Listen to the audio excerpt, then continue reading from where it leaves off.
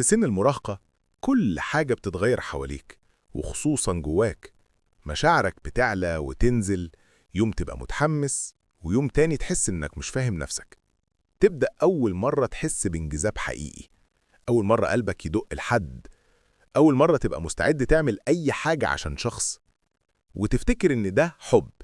بس الحقيقة اللي بتحسه في الغالب بيكون تعلق أكتر من حب. خليني أشرح لك ببساطة.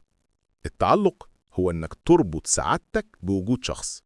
يعني لو هو كويس معاك يومك حلو، لو زعل أو اختفى تحس إنك بتنهار، تحس إنك محتاجه عشان تحس إنك بخير.